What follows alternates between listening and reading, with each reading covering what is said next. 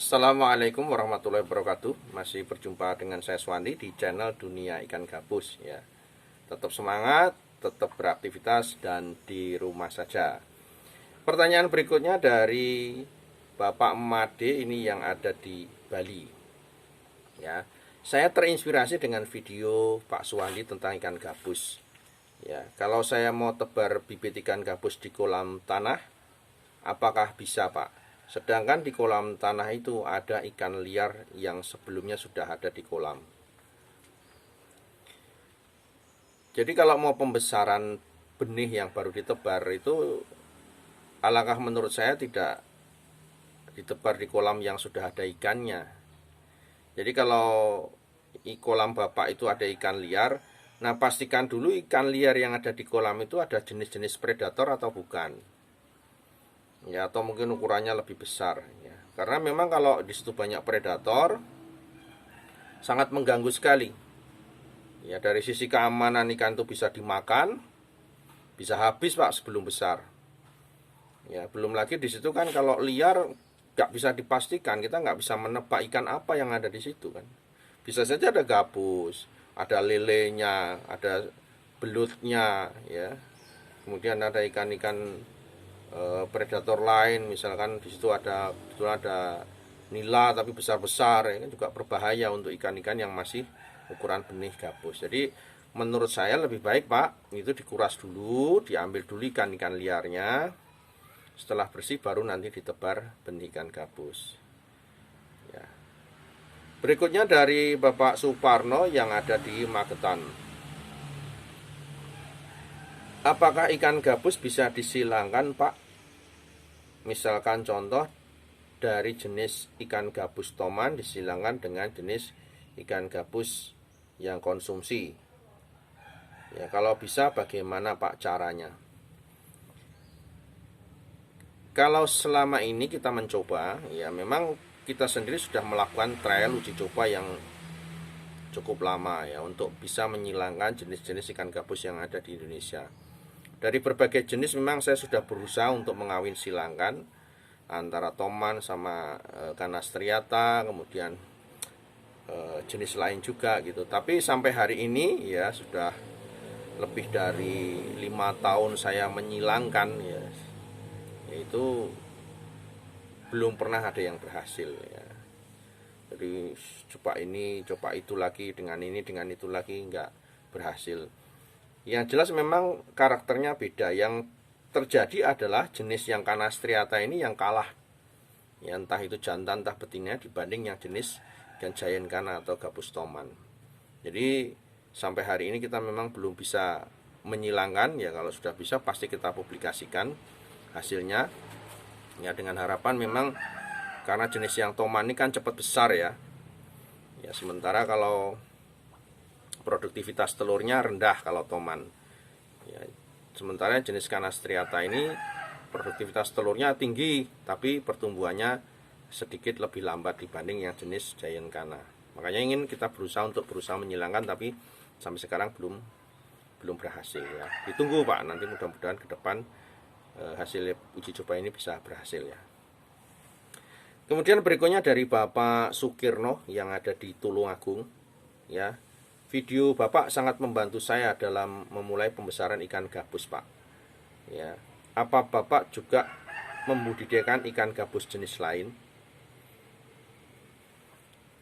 Kalau untuk video ya saya juga ucapkan terima kasih sudah mau menonton video saya dan mudah-mudahan bermanfaat untuk Bapak yang membudidayakan ikan gabus.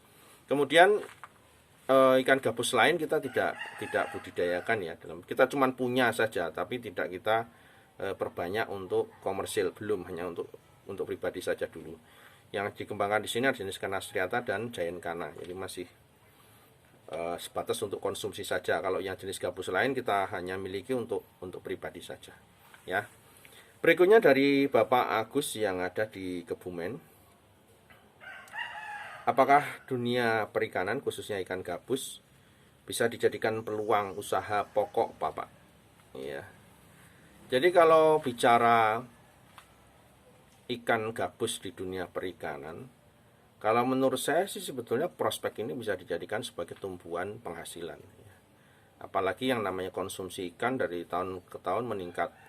Dan yang lebih unik lagi di jenis gabus ini, dia mempunyai nilai lebih yang tidak dimiliki pada ikan lainnya. Jadi misalkan dia mempunyai kandungan albumin yang sangat dibutuhkan untuk dunia pengobatan, penyembuhan pasca luka, dan berbagai masalah kesehatan lainnya.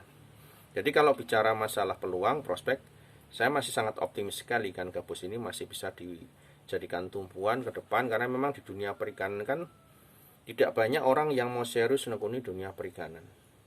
Dalam artian menggantungkan diri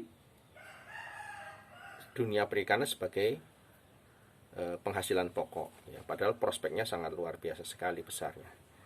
Ya, itu ya Pak Agus yang ada di Kebumen. Kemudian Pak Ari, ini yang ada di Cilacap. Saya mau tanya Pak, apakah kalau kita sudah menggunakan Kanafood, kita tidak perlu menggunakan cacing sutra atau kutu air? Kanafood ini kita ciptakan, kita buat, kita produksi, itu tujuannya adalah untuk mempermudah para peternak ikan gabus dan mungkin ikan lainnya juga ya. Karena pada saat kesulitan mencari cacing sutra ataupun kesulitan membuat kutu air, itu akhirnya produktivitas benihnya menurun, bahkan bisa mati ya, karena kurang makan. Makanya dengan adanya Kanafood ini, kita membuat mudah ya, jadi sejak larva kemudian langsung dikasih Kanafood, kemudian dengan Kanafood beralih ke pellet ini juga sangat mudah sekali, tinggal dicampurkan saja, sudah diaplikasikan, tinggal dicampurkan, sudah berubah dari Kanafood menjadi PF 500 dan meningkat ke PF 800 dan PF 1000. Jadi ini mempermudah saja Kanafood ini agar teman-teman yang dalam proses pembenihan tidak lagi tergantung dengan pakan-pakan yang dicari, dengan cacing, kutu air ya. Kalau misalkan nggak ada cacing, nggak ada kutu air, nggak budidaya kan, biasanya kan begitu. Teman-teman yang budidaya ikan kan biasanya sering ngobrol-ngobrol nih, wah nggak ada cacing, nggak neteske, nggak ada kutu air, nggak meneteskan. Ini kan bisnis kita sendiri, kenapa kita harus tergantung dengan sebuah produk pakan? Kalau kita memang mau serius ya, bagaimana solusinya? Kita tetap harus mencari pakan sendiri, membuat pakan alternatif sendiri. Salah satu cara alternatifnya adalah menggunakan Kanafood ini sebagai alternatif untuk memberi pakan larva ya. Silahkan nanti bisa dipraktekkan. Berikutnya dari Bapak Marjono, ini yang ada di Gunung Kidul ya. Saya mau menanyakan nih, umur ikan gabus saya sudah usia 4 bulan Pak ya. Kemarin ada hujan, tutupnya terbuka, ikan banyak yang keluar ya, sebagian hilang, sebagian bisa saya kembalikan lagi ke kolam. Untuk ikan yang saya kembalikan ke kolam ini kondisinya banyak yang luka Pak, sisirnya banyak yang lepas dan ada beberapa yang mati. Nah, bagaimana Pak? Apakah ini bisa menimbulkan penyakit? Jadi kalau ikan yang luka, ikan apapun yang luka, ikan gabus terutama kan lompat ke tanah nih, dia gosek-gosek gitu kan di tanah, sisinya di bagian perut banyak yang luka. Nah, itu diobati dulu. Ya, ikan yang luka harusnya tidak dicampur dengan ikan yang masih sehat. Diambil dulu, ditaruh di kolam tersendiri, kemudian dikasih obat ya, antivirus, antibakteri, ataupun di situ anti jamur juga penting. Setelah direndam baru dikembalikan lagi atau dikarantina sendiri biar betul-betul fit, biar sembuh, tidak lukanya itu tidak terinfeksi, tidak kena virus bakteri, bisa langsung dikembalikan bersama rombongannya yang lain ya. Oke, terus panteng channel ikan gabus, jangan kemana-mana karena kita akan membahas masalah seputar budidaya ikan gabus. Dan ingat, ini masih banyak sekali nih. Ini baru part 56, 57 ya. Ini masih ada 500 episode lagi, 500 part lagi yang masih kita akan ulas. Karena di sini di WA ini masih ada ribuan pertanyaan yang belum saya jawab. Ya, tetap sabar, semua yang belum terjawab bisa akan kita jawab. Nunggu antrian berikutnya ya. Terus panteng channel Dunia Ikan Gabus dan assalamualaikum warahmatullahi wabarakatuh.